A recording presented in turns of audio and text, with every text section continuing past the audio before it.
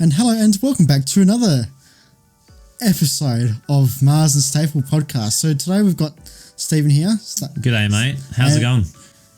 Good, thanks, mate. How you going? Yeah, jolly good. That's good. Jolly good, mate. And I am Michael Maas.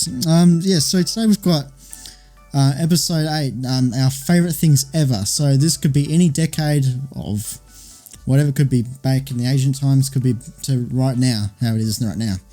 So our first question we've got today is our top 10 favourite films of all time. So right here I've got written my top 5, but I will add on to them a little bit later. I will add from my first 5 will be explained, will be the ones in random order, but they're in the top 10.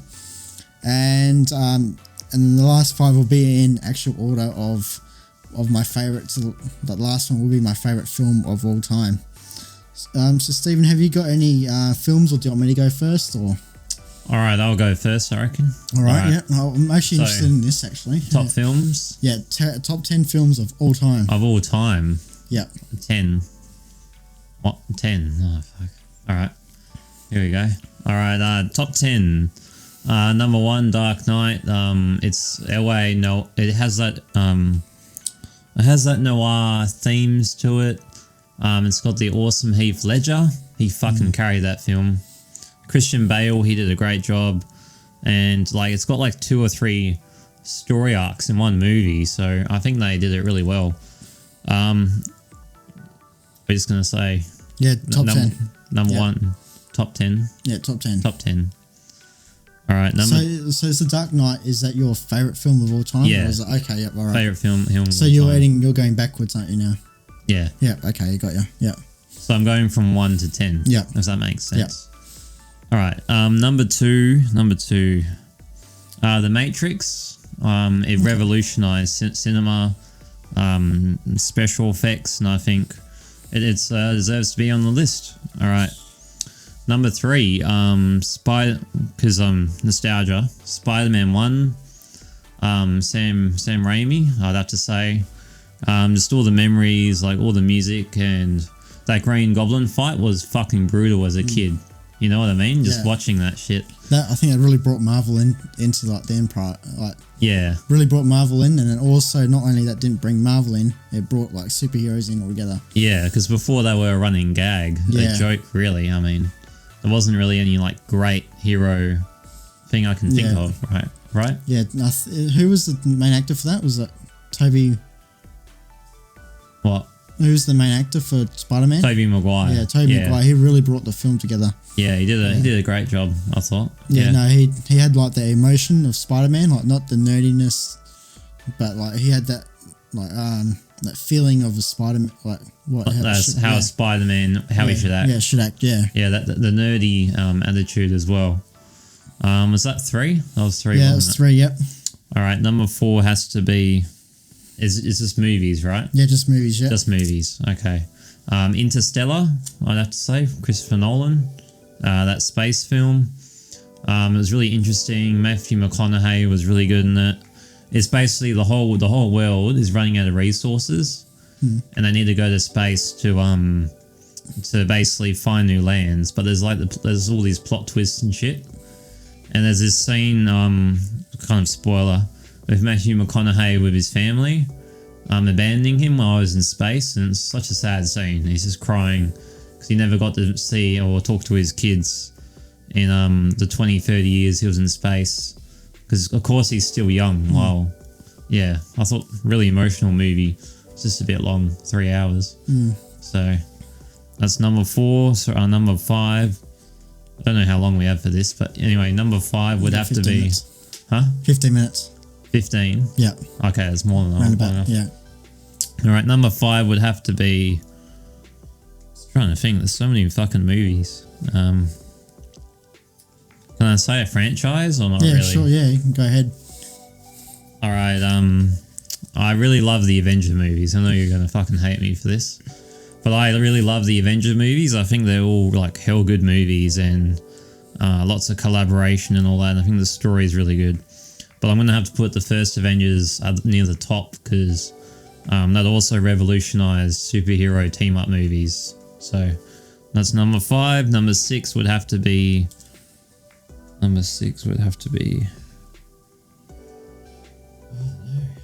don't know. Well, in the first podcast, you stated something about Star Wars. Oh, all right. Oh, yeah. You did mention that. Yeah, I'll say that then. Episode 4, A New Hope. Yeah, everyone watching, you get the joke from the first episode. Watch the first one if you don't get the joke. Anyway. Oh my god, Corona. Anyway. Yeah, episode 4, New Hope. After that, episode 3, Revenge of the Sith, Star Wars, gonna have to say, is that number 5? That is number 7, The Revenge of the Sith. That's number 7, really. I've only got 3 more. Oh, shit. Yep. There's a lot of good franchises. I'm more of a TV guy, so okay. Shawshank Redemption. I think I did that before. Yes, that's a good film. That's a really good film. I really enjoy that one. Shawshank Redemption. Fuck. What can I say? I was gonna say Sonic the Hedgehog, but I wouldn't put that in my top 10. I mean, it was a great movie, but it's more of a kids thing, so I won't put that. Refresh my memory. Well, that's some really good movies. Well, you enjoyed The Joker? Yeah, that's it. Joker. I'll put that at 9. Really good movie. And it helped always raise a bit more mental issues like what we're going through nowadays. More, those people need help. And the last one would have to be, I'll just say Batman Begins. Okay, yeah. By Christopher Nolan. I really like Batman Begins, and I love the way Batman was a joke and they turned him into a great character again. Yeah. In cinema. So, all right. Well, what's your favorite? Okay, so I'm not going to say my favorite at the start. I'm going to start with my so from 5 to 6, from 6 to 10. In random order. So you've got the Green Mile, was with Tom Hanks in it, with a big African American bloke who was in death row, who has a magical feeling of feeling pain and all that. And he was on death row. That was a very emotional film. The next one would have to be, I have to say, Freedom Riders. I really enjoy. I watched that in English actually. I actually really enjoyed that film, even though some people would say it's crap and all that shit, but had some sort of feeling to it. What's that one about? Sorry. These group of students wrote about their lives. Yeah. In a diary or something like that, and they wrote about their lives. Freedom Riders. They wrote whatever they wanted to read as their son. Is that is that a Nazi Germany? No. I was thinking of Nazi Germany. I don't know. No, it's an American film. Yeah. Okay. No, so it had all the American stuff. Sounds good. Yeah. No, it wasn't too bad for a film actually. I really enjoyed it. I have to say, next one is Straight Outta Compton. Yeah, lots of people love that one. Yeah, cinematic film, very good, really well done, made. It was about, the NWA. I can't really say the full abbreviation or what it is, due to... Why not? I'll get punched in the face the next day when this comes out. Right. So NWA, people would know who they are. If you did follow the rap culture back in those days, even now, they're still popular with Dr. Dre. Eazy-E died of AIDS with, I don't know, I forgot when he died. Ice Cube, very popular actor these days. So that movie is about them. Next, I don't really know. I forgot, actually. I have to say Spider-Man. Spider-Man, I really enjoyed that film. Yeah, I agree with you right there. I think it's nearly everyone's childhood favourite. Yeah, I reckon, definitely one of the best ones you can find. Yeah. Yep. And the last one I have to say I don't know. I really enjoyed Back to the Future. I enjoyed the Dark Knight Rises of Batman, even though I'm not a big Batman fan. I enjoyed Heath Ledger. Actually, yeah, Heath Ledger's Knight's Tale. Heath Ledger again, but that's that for that bit. So my number 5 film would have to be American Beauty. I think Kevin Spacey's the main actor in that one. I think, I'm not 100% sure. It's about him having a crush on his daughter's best friend. Damn, that sounds weird. All right. Very weird film, very messed up film, but that's something that I can't relate to, but that's how I'd how that film was actually made was something in how I would direct a film. Right. And yeah, just a bit weird. Had similar themes. Yeah, that's something that Right. how I'd do a film. That's why I like it, especially that random video camera recording of a guy recording a plastic bag and then explaining why that plastic bag is so free. Yeah, so sounds funny. As this bag's flowing through the wind and all that, the wind's changing directions. This guy's got the zooming shot of a plastic bag flying through the wind, and he's following it, and he's talking about how that bag's so free. Doesn't have to worry about anything. Yeah, doesn't have to worry about anything. Yeah, it's it's a really out there film, you know. Yeah. The next one I have to say have to be so number 4 would have to be Shawshank Redemption. Hell yeah. One of the best films I've ever seen. So cinematic that you cannot really fault it any ways as possible. You could probably find something in there to fault it, but yeah, there's no film's ever perfect. But I reckon it's one of the best films I've ever seen in my life. Number 3 would have to be Bohemian Rhapsody. The way I forgot his name. Rami Malek. That's the one, Rami Malek. How he played Freddie Mercury was absolutely perfect. Yeah. I'm a fan of Queen. I don't know all their songs. I don't know a lot about Queen, but I'm a fan of Queen. I will go. So dedicated to the role. Yeah, you could tell. Yeah, they had other people that were going to do they're going to do Freddie Mercury, but I reckon Rami did a really good job of it, and he did deserve that Academy Award for it. Number 2 would have to be a film that came out last year, played by Phoenix. I forgot his last name. Joaquin Phoenix, that's the one. Yeah, I'm really bad with actors' names, so I'm sorry about that. Joaquin Phoenix, the way he played the Joker, and how it had one story, told so many stories in that film. I have to say it's one of the best films that ever been made. Probably my top 2. And the message as well about mental health. Yeah, mental health. Yeah, I think they did explain it pretty well. Yeah, really well. Yeah, it confused everybody, but that's what the film was all about, to try and confuse everybody with how it was portrayed. And then my number 1 would have to be James Cameron's Titanic. Well, because of Leo's acting, or well, for that time, the special effects were really good. The way how much money they put into it deserved how much it got out of it. James Cameron did an amazing job of how it actually happened. And right? with things in life, well, how I see the things in life, especially in a relationship, the little things that a girl does to you, or male, whatever, the little things that they do mean a lot. That's how I see a relationship. So even just to them patting you on the head, just like you could be laying there and your girl's or boy is cuddling you. Yeah, cuddling you. Just like cuddling. Little things in life matter a lot, and like the little details in Titanic explain a lot.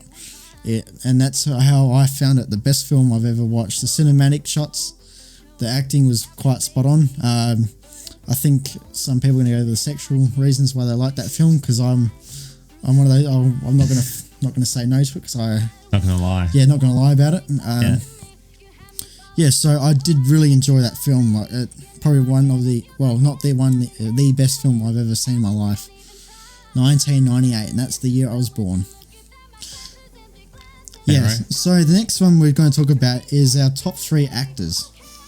All right, top 3. Top 3 actors of all time. Yeah. So I think this includes actresses as well. All right. Let me have a look. Yeah, top 3. Or should we go back to that in a minute? Top 3. Yeah. Okay. So this is our top 3 female and male. So our top 3 male and top 3 top female. 3 female. Yeah. Oh, that's hard. Okay. Not a lot of male actors, but not a lot of female actors. I will admit it's a very hard one for me as well. Yeah. So I'm going to start off. Can I start off with? Is that yeah, you can start off with this one. Yeah, I'm going to have to say my number 1 would have to be Heath Ledger, West Australian born. Grew up in Guildford, and I come from Bayswater, city of Bayswater. He came from Guildford, so very close to where we were. But I didn't actually know him personally. He went to home and away, then moved over to America to start his filming career.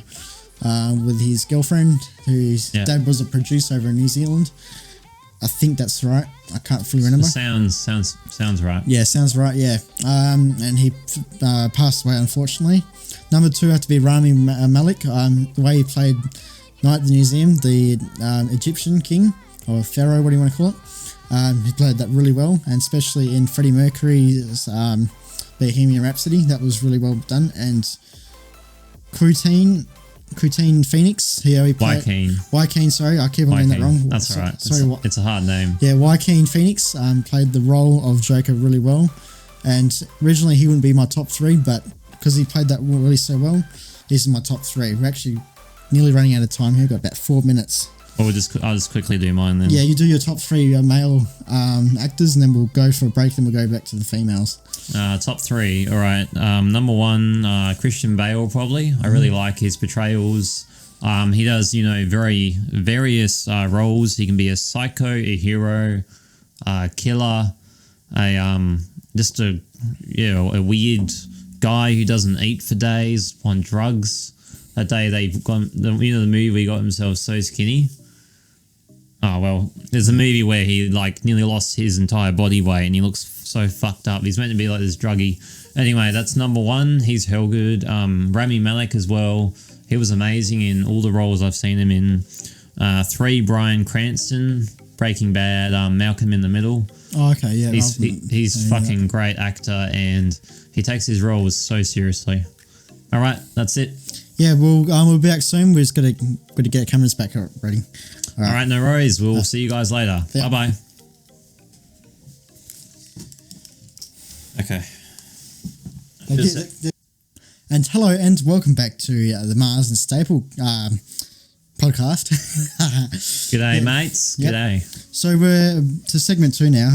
So we've just continued. We just finished our top top 3 actors and films ever made. So now we're up to the female actors or actresses, depending what you call them, if they're actresses or if they're actors. Anyway. Whatever your preference. Yeah, whatever your preference is. So, because it has been changed in the last few years. So we've got here, I've got my top 3. Have you got your top 3 of actresses? Yep, I've got it right here. In your mind, yep. Yep. Okay, so you want me to explain mine first? Or yeah, we'll go through yours. Okay, yeah, all right, yep, that's not a problem. We can do that. So my first number 1 is Natalie Portman. The way she, V for Vendetta. She played really well, really good role in that. Star Wars? Oh, not really. Yeah, Star Wars. Yeah, wasn't Princess Leia or something, wasn't she? Padme. Padme. Okay, Anakin's wife. Yeah, Anakin. That's right. Anakin's wife. That's the one. Yeah, I knew it was something to do with Anakin. I'm Skywalker. Darth Vader. Yeah, big boy. Yeah. Anyway, she died when Darth Vader died. Darth Vader got born. Yeah, Darth Vader got born. Yeah. Anyway, spoiler alert. So anyway, yeah. So she played really good job in V for Vendetta. The way she was portrayed as a slave type of thing and kept hostage. So then my next one would have to be Jennifer Aniston. She's really good in comedy. I haven't really watched Friends, but apparently big fans of Friends do like her. She was alright in that. Yeah. I haven't really seen Friends, but from what I've seen her in comedies, I really enjoy her comedies. And number 3 would have to be Drew Barrymore. Yeah, she's got that type of funnest acting style to her, where she can play a really good role with Adam Sandler, Sandler's or it's Sandler. Yeah. Sandler. Yeah, so she plays a really good role with him, especially in Blended, the film. I really enjoyed that with her in it. So Stephen, it's your turn to explain. All right, number 1, Emma Stone. She was in Zombieland 1, Zombieland 2. She's alright. No, I'm joking. I'm not doing it. And there's also she was also in the Amazing Spider-Man series. I might be a bit biased, but I think she's good looking. She can act, and she has the comedy. Zombieland. Yeah, that's the reason I like her comedy. All right, number 2, Mila Kunis. If none of you know, she voices Meg in Family Guy. And she's been in a number of films. Wow. She's attractive. She's fucking sexy. She's got the looks and she's got the bod and she's got the acting chops. And yeah, she can voice act the ugliest cunt that you be the ugliest person that you could probably ever meet, and she can do it. She can do that gross voice. All right, number 3 would have to be Emma Watson. Mainly because, like, you know, growing up with the Harry Potter series, one of the first actresses I came to know. Besides that, yeah, she's gorgeous, as many people already know, and yeah, she, yeah, hopefully she gets a better career. I mean, there's no real reason I can defend this one. I mean, she's just really good looking. All right. That's it, really. And not play Disney films. Anyway, yes. Yes. So next one, I don't know if you got this, Stephen, but director. Favorite director of all time. One director. Favorite director of all time? Yes. Christopher Nolan, for sure. Okay, yeah. He's made my favourite films that I've watched, so I'm going to have to say. I have to say James Cameron was mine. Nice pick. Due to Titanic and how he understands cinematography. Not only that, I do agree with you that he does understand editing as well. A lot of directors understand. They even understand how to direct only. Like, they don't know anything about else. They don't usually get that far in life, but then there's the directors who understand the cinematography, or they understand the editing, and it's really, really rare to get a director like Steven Spielberg, Hitchcock, or for his name, he's like one of the first directors ever made. I know. I forgot his name. Anyway, I'll think about it anyway. And also James Cameron do understand how editing and cinematography works. So it makes them really successful, but James Cameron would have to be one of my all-time favourites of film directors, and he does spend his money in marine life as well. Yeah. Which is, yeah. It's to a good cause, right? Yeah. Yep. He wants to understand how the oceans work, and he has been to the bottom of the ocean. We can only say one. One director? Only one director. Only one. All right, we'll give you go on. All right. I like... You can name a few more. Oh, fuck. Forgot his name. I shouldn't have said it. The guy who directed the fucking... What are those horror movies? James Chan? Is it James Chan or? Yeah, I forgot how to say his name. Anyway, him. I love his horror movies. They're pretty creepy to me, and I love his camera style. He knows how to direct very well. You're talking about the one that created Fast and Furious and then has done... Yeah, James 1. Yeah, 1. Yeah, that's it. And he's done Aquaman now, which I thought was a good movie. That was a good film. The visual effects were fucking great. I told my mum, and she was like, actually, no, beep. No, I'm not going to say that, actually. So take that out. Yeah, so he has actually made a... he was actually born in Malaysia, and he did come over to Australia, Perth, to study, and he became a study directing and all that at UW, I think, from what I understand, and he went over to Hollywood to create a career. I think he's made Annabelle and... Yeah, he's made Annabelle, Conjuring The films. Conjuring 1 and 2. Yeah. Very well made movies. Yeah, so he does know his stuff about horror films, and actually horror films are actually some of the easiest films to be made. But if you do know what you're doing, they can be very good films. Yeah, but making it engaging is the hard thing about a horror film. Yeah. And I think he does that He does it quite well. You have to engage the audience without it just cliche after cliche. You need to... Yeah, you need to get that extra oomph into it. Yeah, so I can understand you there. So I'm going to say top 3 TV shows now for you, Stephen. I know you're more of a TV person, but all right, if you got more, you can name them. All right, this is really easy for me. Breaking Bad, the one with Bryan Cranston, one of the most popular series in the world, about the science teacher turning into a drug kingpin. It's just one of the best written stories ever, just from a kind of good guy to a fucking maniac, and I think they wrote it really well.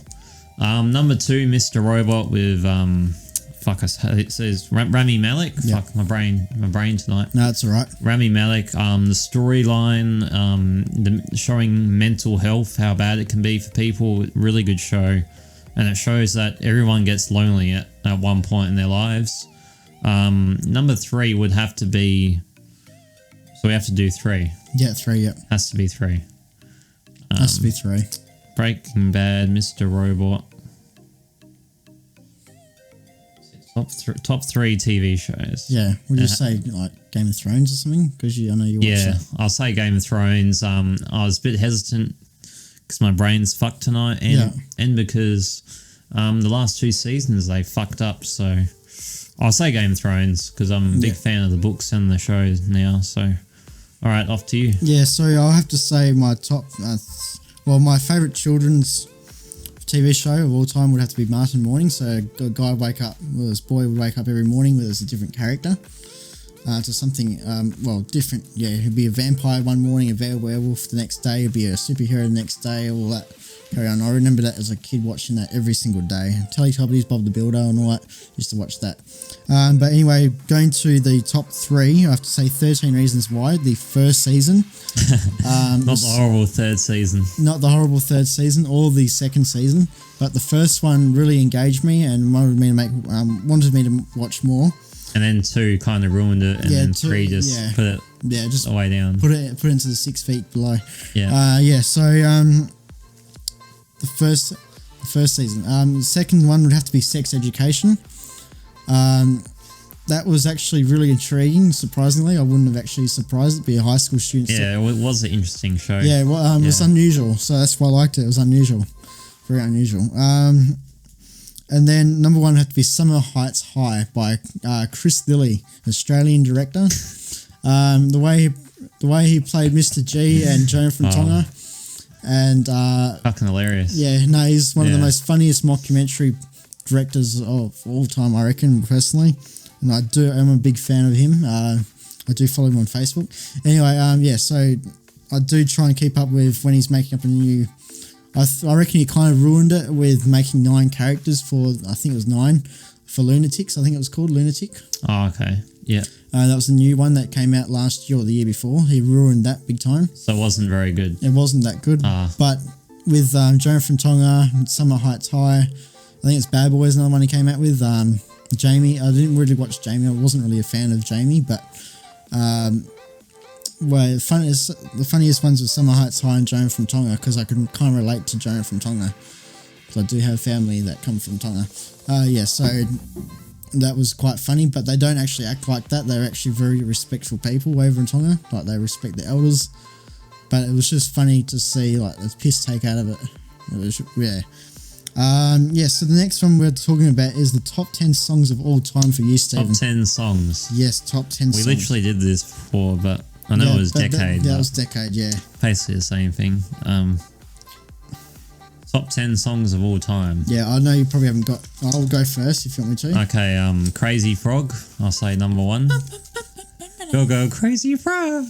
God, there's so much nostalgia of that song. Number 1. If I have to ask why, you're not even a song fan, I reckon.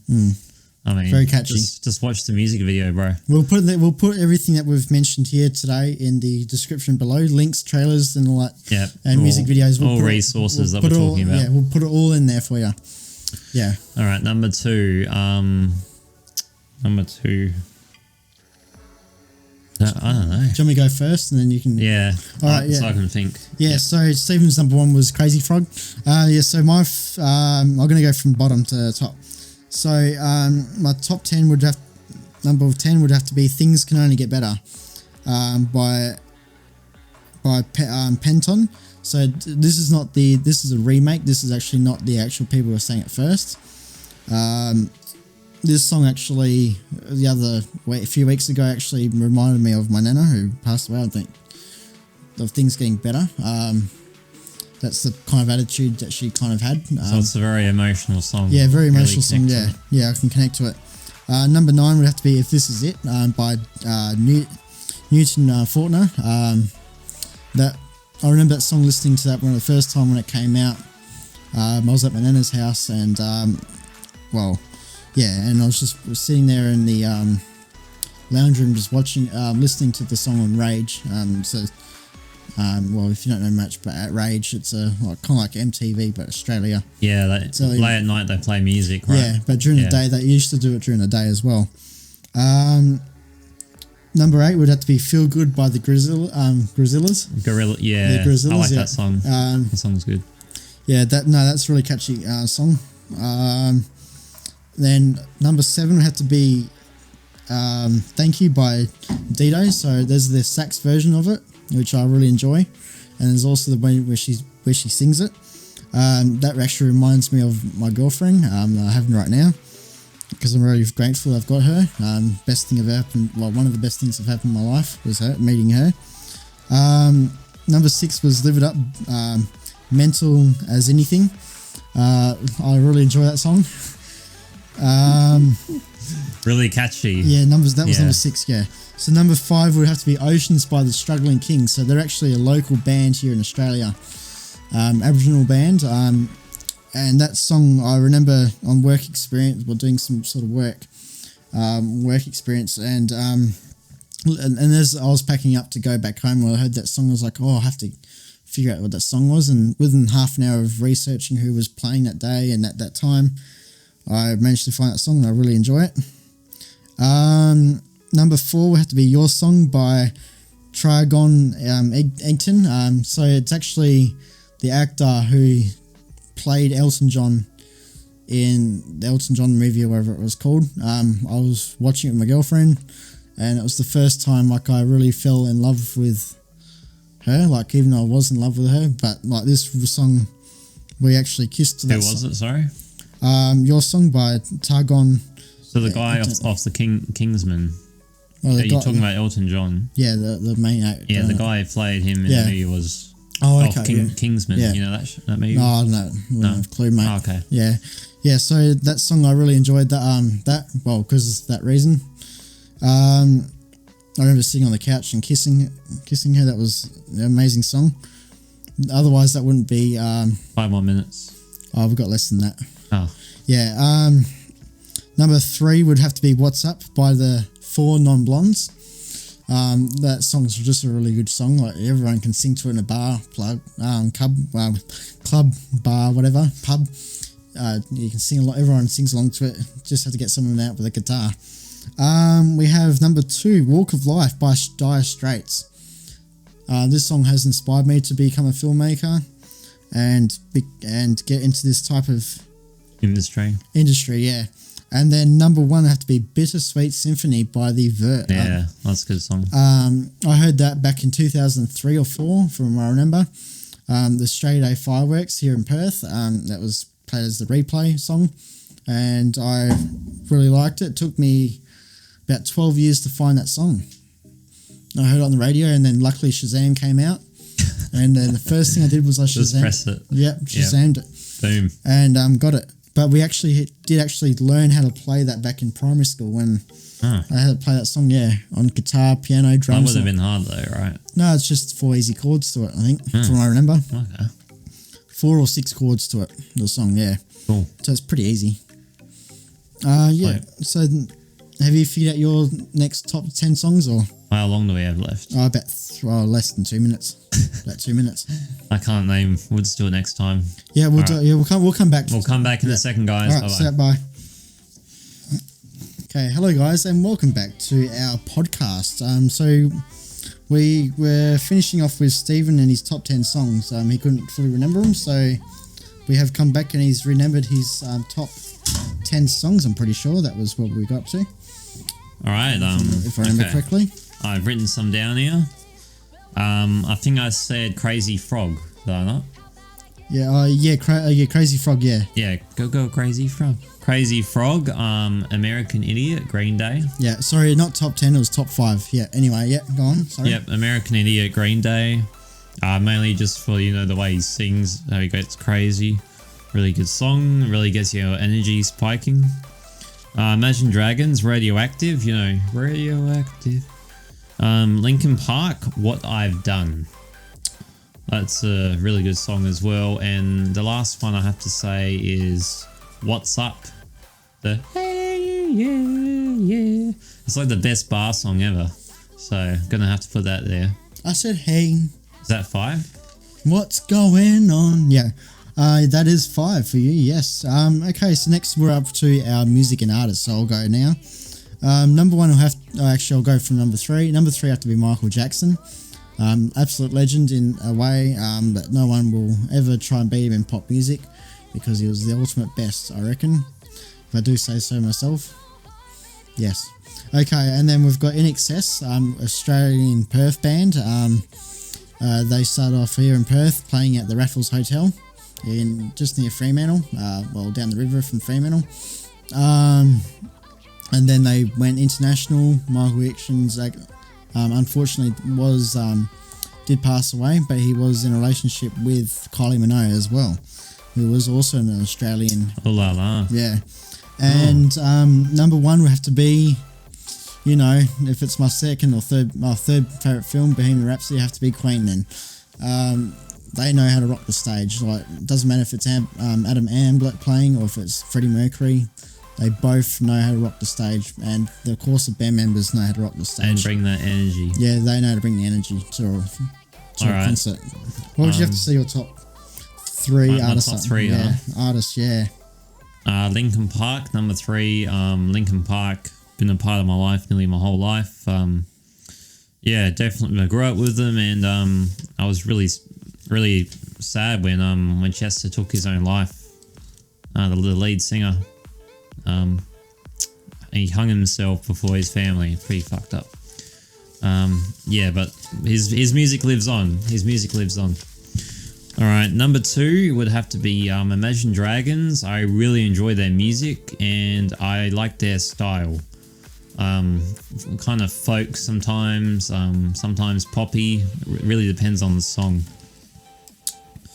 How much was it? Yeah, three. Yeah, I can't find my top three before. Oh, here we go. So my top three performances are. No, I didn't say one. Oh, you said top three bands. Oh, top three. Oh, sorry. Yep. Go on. Yep. Or artists. Yeah. Or artists. Okay. All right. My last one will have to be so far probably. I'll say Dua Lipa. Honestly, I like a lot of her songs. And I like her style, and she's pretty hot. So, yeah. So next we're going on to our performances. So the ultimate performances of all time that have happened, and so I'll kick it off with my number three favourite. So my third favourite was Starboy, live from Victoria's Secret fashion show. I think it was 2016. We all know the reason why you like that one. Really? The hot women. No, it was actually the cameras. Right. That Steadicam shot at the start with Adriana and The Weeknd. So that was absolutely amazing. That shot following The Weeknd out, and then following Adriana. I think that was her name, Lima. Yeah, sounds like it. Lima out with her lingerie on. That was absolutely what? I think. It was absolutely amazing how that was all done. Lingerie. The lighting was done perfectly to the right standard, or I believe what should be a fashion show. And the sound as well. The sound, obviously he's pretty good, and he just definitely knew how to work those ladies down the catwalk. Down the aisle. Yeah, the catwalk. Yeah, catwalk. Yeah, they're not getting married. Well, they probably are married, but anyway, that's besides the point. They are getting probably married. I'm not sure. Don't know. The next one would have to be Pumped Up Kids. Live at Lollapalooza 2014. I'm not sure how to say that. It's a big festival anyway over in America. They were playing live there. That was amazing. That start, especially that long shot that they held there of it moving towards the singer and the piano player. That was amazing, that shot. Well, they have it on a crane or something. Oh, I'm not sure how they did it. I think it might have been a Steadicam or something like that. Anyway, and the last one would have to be, well, I think this is going to be everyone's favourite, Queen at Live Aid at Wembley Stadium. I think everyone can agree. That was just absolutely amazing how the producers even said we're going to let them play for longer. And that they were that impressed. Yeah, they were bringing the money in. No one else was bringing the money in. Yeah. Right. So they got extra lives. They got extra stage time. Nice. And some of the people were happy to give away their time to let them rock the world. Rock the world, the universe. I'd say the universe. That was one of the best performances have ever been done. But anyway, thank you that they made a movie of it as well, because that was absolutely amazing, that film. So what would have to be your top 3 performances, Stephen? Top 3. Michael Jackson, Smooth Criminal. Oh yeah. But yeah, his live thing was really good. You should have heard the crowd cheer on the video. As soon as, the hat thing that he does and all that, he did that and he went, ow! Yeah. And you just hear the whole crowd. Sorry. No, you're good. That was really loud. Yeah, he just went, ow! And the whole crowd was just like, yeah. Like, yeah, everyone got hyped and, even watching at home got me a bit hyped. Alright, couldn't do that one. Guns N' Roses, Paradise City. Fucking love that live performance. And I've completely forgot the lead singer's name. The lead singer at Guns N' Roses. I've got no idea. But his voice is fucking amazing, even on live. Like, you can tell that there's no auto-tune, there's no post-processing bullshit. Just like Queen, it's all natural. Yeah. And number 1, Live Aid. Oh, Live Aid, yep. One of the best performances ever. Okay, so we've got that. Okay, next one would have to be top 3 music videos. Top 3 music videos. Yeah. Alright, I'm going to have to say Linkin Park, What I've Done. It basically talks about, getting rid of your mistakes and learning anew. And it's basically showing this baby being born, and it's basically showing people like it's a new start to life. You can make mistakes in life, but you will recover. You'll get stronger from it, That's the main message I got from it. We got, what was it, top 3 songs? Yeah, top 3 music videos. Top 3 music videos. Where is it? Oh yeah, American Idiot. No, I already said that.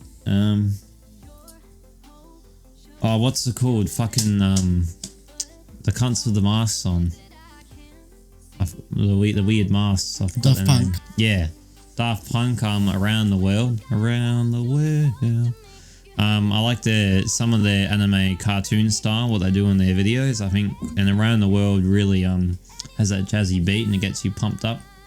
No pun intended to what you were saying earlier. All right, and the last one would have like top 3. What was it? Top 3. Yeah, top 3. Yep, that's correct. Okay, top 3 music videos. Eminem, Till I Collapse. No, did you say Eminem? Yep. Yep, Eminem, Till I Collapse. Yeah.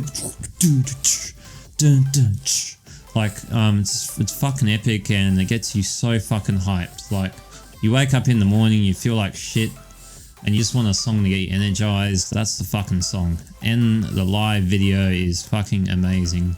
How he can get crowds to go wild. Alright, that's it. Okay, yeah. So my top 3 would have to be A$AP Rocky cover Otis Reading Sitting on the Dock of the Bay.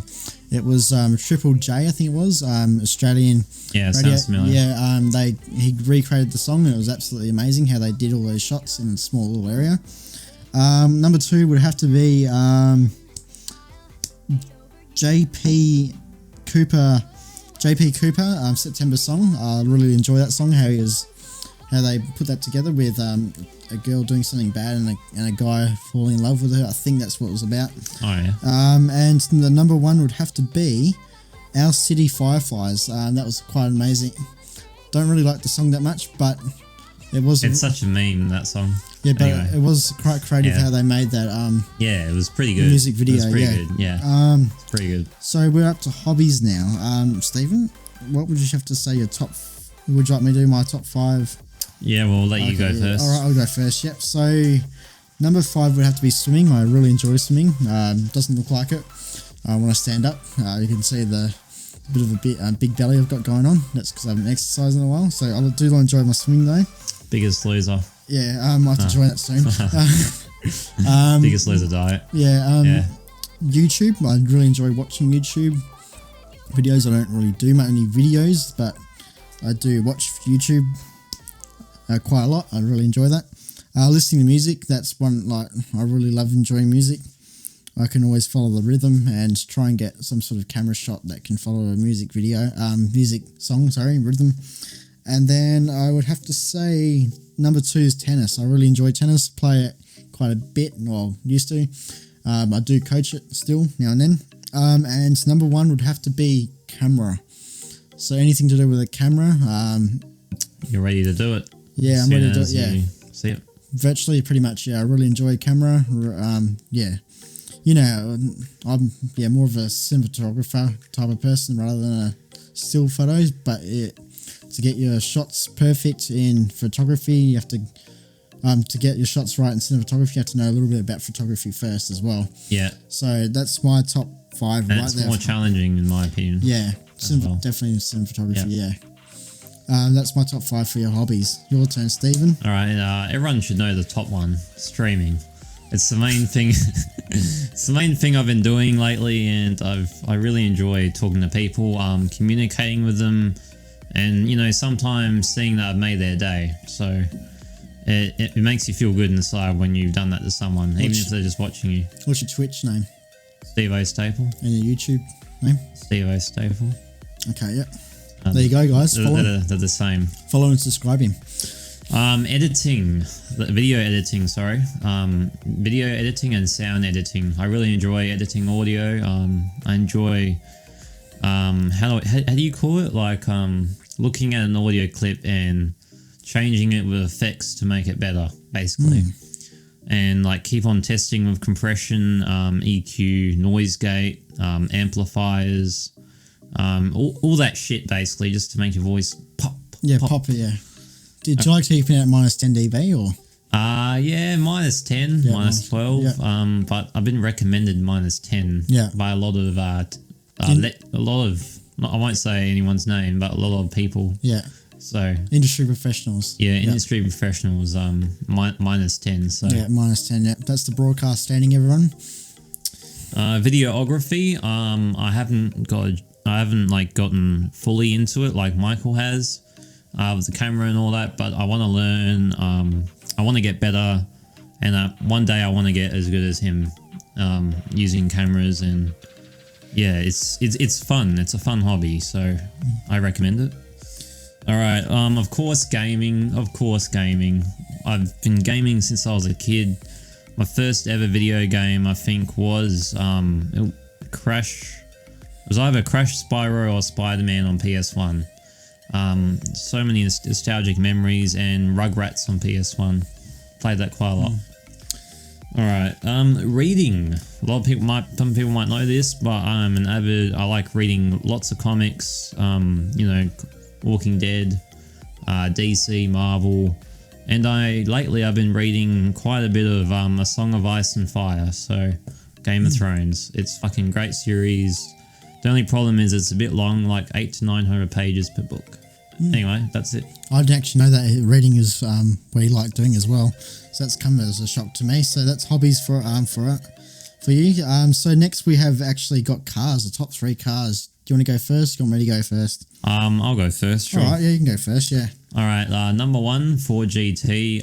It was the Ford GT. It was in the Le Mans race back in the 1980s, 90s, and ever since then, it's become a standardized road car. So everyone getting that car, it's like you're on the racetrack, living history. That's why I like it, and it's a fast car. All right, Dodge Viper.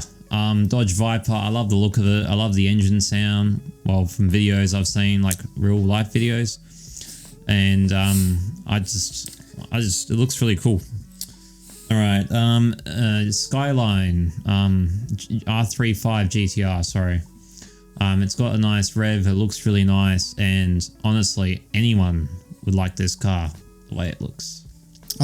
Yeah, so I have to say my top 3. So Toyota Prius. I wonder where he gets that from.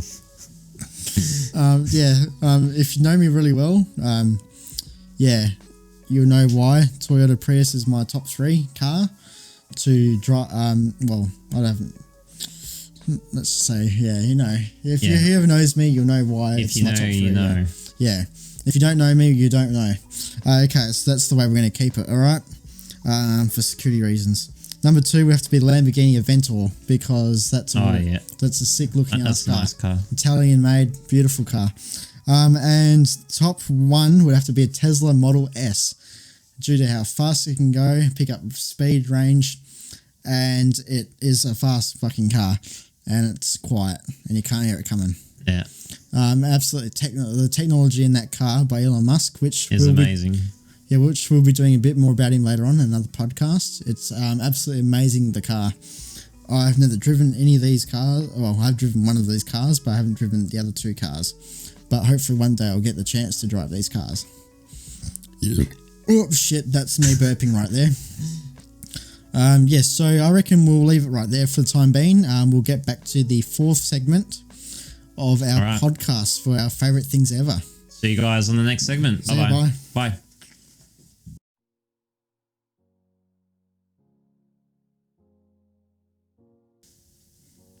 Okay, and hello and welcome back. We were just finishing about talking about cars. So now we're talking about our top foods. So Stephen, what would be your top three foods of ever, pretty much, virtually? My top three foods. Okay, my top three are salami. Oh, who doesn't like salami? It's one of the best foods ever, and I can never get rid of that taste. Oh, fucking so good. So if no one's ever had salami, definitely give it a try. All right, the other two. Okay, we got cheese. You cannot have a life without eating cheese. That shit, you need that for strong bones. It tastes good, and it tastes good. I mean, you cannot have anything without cheese, bro. All right, bacon. I know there might be a few people who are against eating bacon, but give that shit a try. Like, there might be some religion restrictions, but just try it once in your life, even if you have these restrictions, because this bacon fucking waters in your mouth, bro. You gotta eat it. You gotta eat it. It's fucking great. All right, how about you, Michael? What's your top three? Oh, my mouth's watering after saying that. Or having an orgasm. Fucking yeah, nearly. fucking I'll have to say my top three foods are ham. I really enjoy ham. Really love it.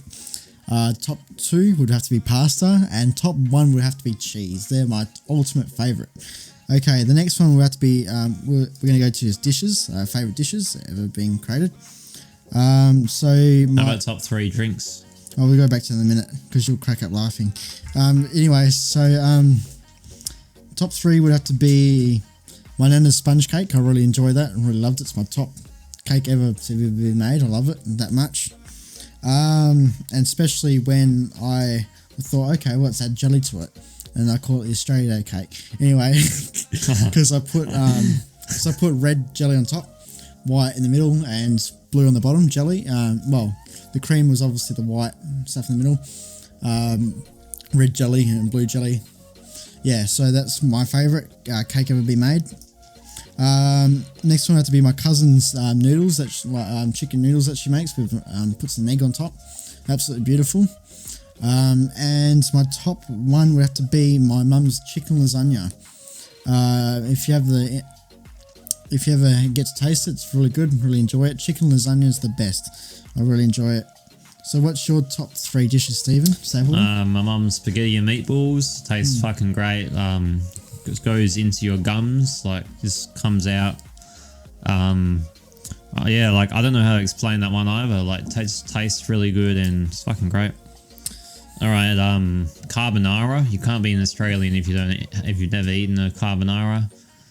It's in a lot of bars and restaurants, and give me a carbonara, mate. You know. All right, spinach fritters. Very nice, very delicious, and very crispy. And yeah, a lot of people might hate spinach, but trust me, once you eat that, you're like, I fucking love spinach. Once you eat that, bro. That's interesting. So top. Is it really? Okay, the top three drinks now. Do you want me to say you go first? All right, I'll go first. Okay, Coke Zero, Coke Vanilla, and what was the last one? Fuck, it was on the last page. Oh, I can't find it. Hold on. Okay, water. Oh, I can't believe I've got that. Okay, water. Everyone's... It's an essential thing in life, and it tastes good when you feel like shit. So okay, I have to say my top three would be would have to be milkshakes. They the ones that I make. I used to make them at Domino's, and I got better and better over the time. And I do enjoy my own chocolate milkshakes because they bring all the girls to the yard. No, I'm joking. No, chocolate milkshakes. Used to make them at Domino's. They tasted good there, and then when I made them at home, way better. Number two would have to be lemon lime bitters. That's because it's obviously my mum likes it, my auntie likes it, I like it, my girlfriend likes it. We all like it, so that's good. And then number one have to be Jackson Coke. Jackson Coke. Yeah, Jackson Coke. Always have it when you go out. Yeah, no, I always have it. Always have it. Yeah, everyone that knows me, that's my drink to go to. If no one can make it right, well then I don't enjoy it. But if they do make it correctly, I have been to Albany. I think it was Albany. They made me a Jackson Coke in one of the bars there. I think it was Mount Barker. They made me a Jackson Coke, and that was probably one of the best I've ever tasted. That reminds me of how I make my Jackson Coke, so that's what I like about. That's my favourite drinks. So we're going to YouTubers. Yeah, we'll go to YouTubers now, I reckon. Yeah, so YouTubers. Who's your top 3 YouTubers of all time? Number 1, Angry Joe Show. Fuck, that guy's a fucking legend. For 10 years, he built his channel on YouTube, and he worked hard, green screen, and working with his best mate, Other Joe, who also, they do a lot of funny skits with a green screen with costumes on before they do a game review. But throughout the whole review, they put the skits in between when they edit. So it's not just a boring game review. They actually put in effort, if that makes sense. So I appreciate his effort in every video. All right, the next one that we have is Yong Yeah. He's very good. Probably not traditional YouTuber you would normally see on YouTube. You don't normally see a lot of how do I say this, like news related people, like not being American. I'm not trying to like stereotype, but yeah, he's really good, has really good news, and he's very good sources. Like there's no fake bullshit at all on his news. All right, the last one would have to be Isaac fucking Butterfield. Me dick stinks. Fucking legendary. Fucking legendary, bro. His comedy is hilarious, and the people who get offended by him, fuck you. He makes fucking great comedy, great videos, and if you're offended by that shit, then you might as well be a vegan or a cyclist. All right, yeah, we'll leave that up to you, Michael. Oh, that's going to create some controversy in the comments section. That was a bit full on. Yeah, that was a bit full on. Yeah. Don't obviously fuck yourself. Just like if you don't like him, that's your own opinion, like just leave it at that. Anyway, he's not in my top 3 anyway. That's Stephen's top 3, not mine. So don't blame me. There's more of an inside joke anyway, towards his channel. Yeah, you have seen him. If you haven't seen him, well then there's an inside joke to him, which I understand. That's why I laughed. So top 3 YouTubers for me would be Mark Robber. He used to be a scientist back at NASA. Okay.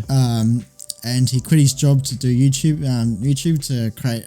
What does he do?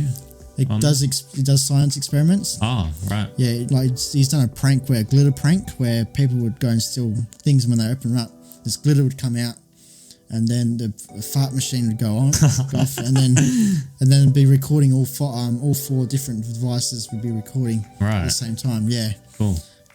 So that's where he does like science experiments, done elephant toothpaste, the world's most biggest elephant toothpaste experiment. He's even done, so this is going to be later on, but he's also made the world's strongest trampoline, which they bounce cars, boats off, and I'll get that back to you in a minute. That's in the video. Fuck. Yeah. I need to look up this guy. What's his name? Mark Robber. Mark Robber. All right. Yeah. So number 2, this is just a brand new one for me. Sideman channel. 7 guys from British gamers get together and they start doing challenges like hide and seek challenge. They do countdown TV show, all these different TV shows or whatever they think of, that's what they do. They get together, these gamers, and they start making their own Sidemen videos. KSI, a boxer versus Logan Paul. I think it was Logan Paul. Isn't he a singer now too? Yeah, he's also a singer now, yeah. They do use his music in the Sidemen channel. I saw one of his songs on YouTube. Yeah, so KSI is part of the Sidemen channel as well, as he's got his own gaming one and does music videos and boxing as well. And then how ridiculous. How ridiculous. Number one, Perth-based YouTubers. They drop stuff from 45 feet, or they go to another country and they drop something from a dam, and they see how big. Well, they break products for a living. No, not break products. Is it one of those? They kind of. They drop it and see if it bounces or not. All right. Yeah. Oh yeah, I think I saw one of their videos. Yeah, they'll drop some sort of thing on top of something. Yeah. I've seen them drop consoles before off a window. They drop it off the window and say, "Oh, did it bounce or not?" At the end, is that the one? Nah, there's 3 guys. Nah. They're West Australian YouTubers. They've even done challenges where they've dropped a ball from a helicopter and tried to catch it. What? Yeah.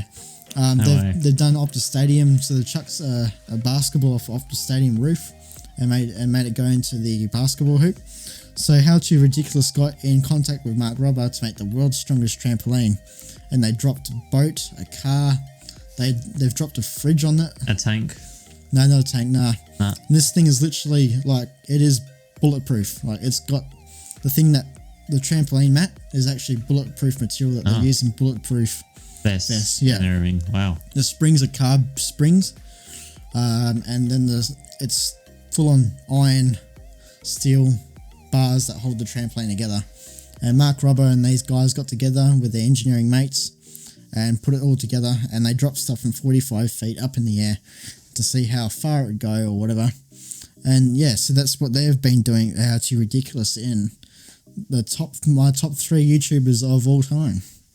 Cool. Yeah, it does change all the time though for me. So the next list for me will probably be different again next time we.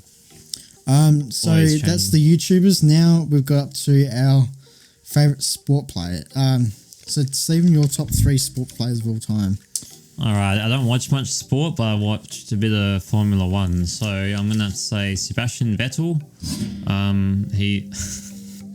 He's fought for Ferrari. I don't know if he still is in the races, but he's a really fast player, and he's won a lot of championships. All right, Mark Webb. You guys might know him from Formula One as well. He's on the same team as Sebastian Vettel, and he's also won a lot. Was. I haven't been keeping up with the. He hasn't. He's been retired for a very long time. Okay, I watched Formula One ages ago then. Yeah. Okay, and we have Josh Kennedy from the Eagles team. We're flying high. Yeah. Yep. We're flying high, motherfucker. Yeah. Anyway, we got Josh Kennedy. Everyone knows him except my sister. Shout out, Jess. She was at work and she didn't know who he was when he went up to her. So, shout out, Jess, if you're ever watching this in the future. Josh Kennedy, fucking legend. Everyone knows him for his football and his goals, and he's just a great bloke. I mean, true Aussie. It wasn't your sister the fastest checkout chick in WA? Yeah, apparently she was in the newspaper. So if any of you guys have seen that in the Oz newspaper, might be her. And she's single, guys. So she's single. Anyway, really? Okay, so the top 10 favourite sport players of all time for me. So my top 10 would have to be Matthew Pavlich from the Fremantle Dockers. That guy knew. Oh, yeah. He always now news anchor, sports anchor. He did stay loyal to his Freo fans and the Freo club, which that's a true dedicated player right there. Number 9 would have to be Mitchell Johnson, fast medium face baller in cricket. Played for the Australian cricket team for about a time. Ash Barty, number 1 world player at the moment. Well, I think at the moment in tennis in the WTA, I think it is. She has done a lot for Australia, especially in the women's tennis, where a lot of young girls are going out playing tennis now because due to her here in Australia, which is quite good. As a tennis coach, I notice these things when they become good players. Like when Nick Kyrgios plays up, the boys tend to die off, and the crowds decide, they die off a bit. But when he's playing good, or Ash Barty is number one, the boys come to play.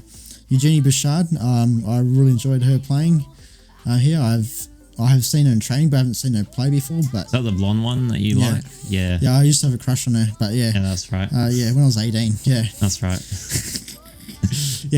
So Ash Barty. Obviously, I've just told you why. Number 6 had to be Stephen Smith, Australian cricket captain, was caught in a controversial cheater. Yeah, cheater at the one stage, but I reckon he was probably one of the best players I've ever played in cricket. Yeah, he seems pretty good. Number 5 would have to be David Warner. David Warner is probably my favourite modern player in cricket. He has changed. Yes, he was the guy, the oldish looking guy with the brown hair. Yeah, he's got no hair now, I don't think. He's got no hair now. He might have hair, but I can't The guy from the Amazon ad. It was a cricket player in an Amazon ad. He was also caught in a scandal with Stephen Smith and I think Adam Brintoff or something like that as well. But they were caught in it, but they're still my favourite players of all time. So stick in there, boys. You're doing a really good job. You really fight for your country. Adam Gilchrist, my favourite cricket player of all time. WA born, bred. Awesome player. I've met him in real life, and that was one in a lifetime to meet him. Okay, number 3. I don't really watch much basketball, but this guy did change basketball and history forever in basketball, and how it Who's that? Michael Jordan. Michael Jordan. Yeah, Michael Jordan. He changed it for a lot. Everyone knows about him. Yeah. Yeah, he has to be my favourite basketball of all time, which I don't know many anyway. Number 2 would have to be Rafael Nadal. Favourite tennis player. From soccer. I thought it was soccer. No, tennis player. Oh, I'm thinking of someone else. Spaniard. Oh, Nadal. He's the Hello, thank you. Yeah, that guy. Yeah. Oh, yeah. Okay, I know now. Very fast forehand. I know someone, Luke. If you're watching, shout out to you. Got the same type of forehand, and it's absolutely deadly when you're playing tennis. So you got to try and hit to their backhand when you're trying to verse these people with a fast forehand, which Rafael Nadal's got. And then the greatest tennis player of all time, I have actually seen people try and compare it to females. You don't compare the females to the males. Different muscle types. Yeah, you can't compare it. Yeah, you can't compare it. Serena Williams, I don't think she's a very good player. She only plays because she's got the muscle and she can play. But she actually did change, but she's not my favourite player of all time. I'm just saying, comparing her to Roger Federer. Roger Federer is probably the best player that ever lived. He's 36 or 37 now, I think I'll remember. Still not that old then. And he's still like in the top 3 in the world at the moment. Well, because of the coronavirus, he can't move anyway. But he's still the top 3 in the world at that age. That is amazing. And he's still winning Grand Slams. That shows dedication. That shows dedication, and he's still playing quite well. He knows how to play, knows how to... he plays a bit softer than everyone else, but he knows how to control the players, and that's where he wins these games. And he most likely doesn't make that many unforced errors either when he plays, and he doesn't give up either. That's a strong player right there. So I think we're going to leave it for the time being for our top sport players. All right, we'll see you for the next segment, right? Next segment, yeah. All right, catch up. Bye-bye. A lot of our favourite things now, but now it's time for the very end, last segment we've got for tonight, segment 5, and we definitely know this because we've only got 2 things left. So, Stephen, I don't really play many video games, but you know a lot more video games than I do. Yep, so that's right. Have you got your list of your favourite 10 Yes, I do. video games of all time? Yep. All right, can you tell us and tell the podcast what your favourite 10? All right, sure. All right, Halo 2 for sure. Halo 2, Halo 1, the first Halo, revolutionised shooting games forever with the 2 joystick setup. Before that, there was no 2 joysticks when you're playing shooting games. And Halo 2 revolutionised multiplayer this time. one of the first online games to have online multiplayer with people, deathmatch, all that shit they have nowadays. And the sole game that launched Xbox Live for Microsoft and got them to a household name. So Halo 2 for that reason. Mass Effect. I know you said people at your work call you that. I don't know if it's related, but I don't know. Mass Effect, one of the greatest sci-fi games ever. You can, nearly everything you do in the game, you can choose a decision. And there's like 25 different endings in each game. So it's very open, very good, and the music is fucking awesome. Especially the suicide mission in number 2. I feel like something off a movie. Alright. Last of Us, everyone knows this zombie game. Very well made. Joel, Ellie, surviving in the zombie land. Very good game. Very good story. And Naughty Dog, the creators of Crash. You can't go wrong. Alright. Ratchet and Clank. The Ratchet and Clank series is one of the best platforming series, and it helped launch PlayStation into a PS2 global seller. Would you agree? It helped sell the PS2. You can't really tell. No, I don't. All right. Well, the PS2, it sold 150 million units worldwide, and I think Ratchet and Clank helped with that. All right. Ty the Tasmanian Tiger. What a fucking ripper, mate. All right, I'm gonna do this one because the studio is from Brisbane, and we need to support Australian developers. And Ty is one of those games that really got me into Aussie slang. Every time you finish a level or whatever, he goes, "You bloody ripper." And ever since then, I like saying all these Aussie slang words. G'day, mate. Throw another shrimp on the barbie. Yeah. Another shrimp on the barbie, please. How's Sheila gone? Yeah, pretty good. They actually do say that. Do they? In like the second game to his girlfriend. She'll be alright, mate. Don't worry. How's the Sheila? And he's like, yeah, pretty good, mate. Anyway, it's like the most Aussie character you ever have in the game. Alright. Jack and Daxter. I mean, it's like Ratchet and Clank. One of the best platformers, enough said. Sly Cooper. If you're into games where you play a thief, you steal shit, and you explore the world. Paris, Venice, Australia. The Australia level is really funny, and lots of pop culture references in there. It's like I'm stealing Steven's phone right now. Alright, God of War. The first game to introduce me to blood and gore in a video game. I was only 12 years old. I picked up this game. It had sex, nudity, gore, blood. It was the first game that introduced me to all this shit. And I still remember going over my dad's house and him saying, "Why the fuck are you playing this game?" Because I was so young. And he didn't realise how violent it was until I booted it up on the PS2. Alright. Got a lot of other funny stories, but I'll leave that there. We got Monster Hunter.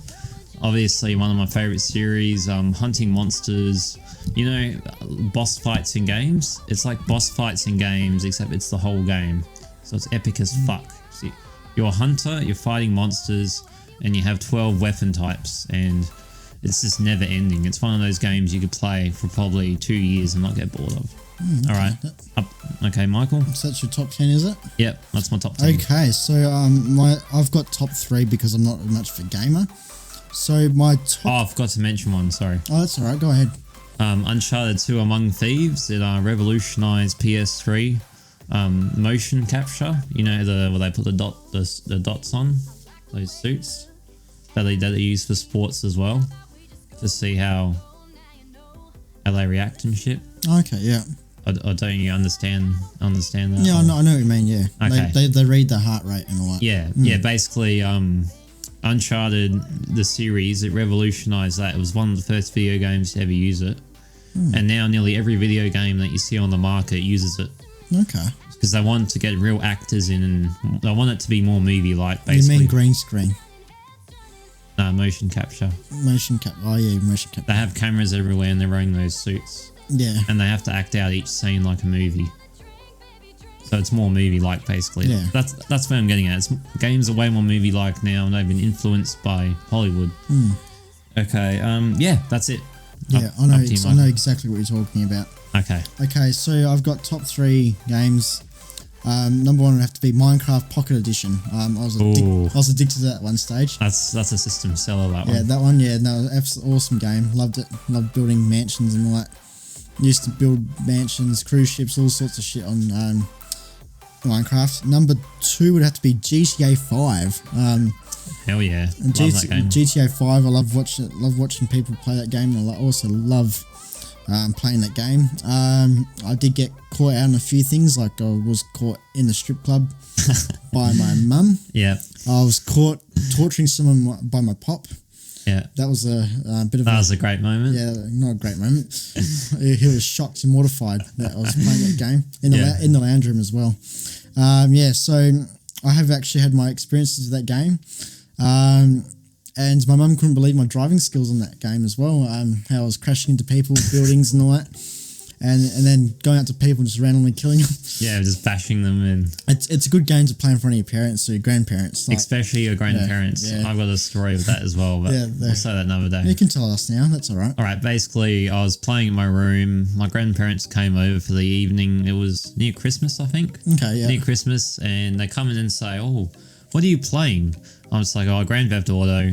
The next 10 seconds, you know how you can run them over on the pathway? I was doing that, and they got fucking mortified.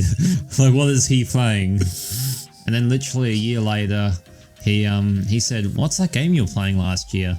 So I think he's actually bought it now. He's actually want to play GTA. So that's my story. Yeah, so GTA is a good way of releasing anger and all that. And introducing people. Yeah, I don't actually believe in it actually causing more crime and all that. So the next one the last one, my first favorite game ever that I used to enjoy playing was Crash Tag Team Racing. Yeah, love that game. On the PlayStation 1. That was one of the first games ever I played, and my favorite game I ever played. That was absolute awesome game. Actually, GTA 5 was the last game I actually ever played. Minecraft, then GTA 5, then Minecraft. I'm sorry, Crash Tag Team Racing. And I used to love playing as Crash in his little 4-wheel bike. Kart thing. Yeah. Used to love trying to win all the time. It was amazing, that game, and that really changed. Well, didn't really change anything for me for gaming. But it made you see it in a better light. Yeah, I really enjoy it. Yeah, I like gaming. Yeah, because of that game and GTA 5 and Minecraft. Other than that, I don't really play much video games. Too busy life anyway. Probably never played many video games. More of a more of a real life guy. Going out there with the camera and all that, rather than sitting at home and. It'd be a bit of rush anyway as well. Sometimes, yeah. Yeah, I think that's the end of our. That's the end of our podcast, guys. I think. I think so. Yeah, I'm pretty sure it is. Yeah, I think we've actually done everything now. All right, we'll leave that there. Then, I reckon. All right, so we'll catch you guys in the next podcast. Not sure when it's going to come out, but we'll catch you then. All right. Don't forget to. I'm gonna do the animation thing. So all right. Yeah. Don't forget to like. I'll let you do the subscribe and press that bell. Notification bell. All right. And make sure you like and follow us on Facebook.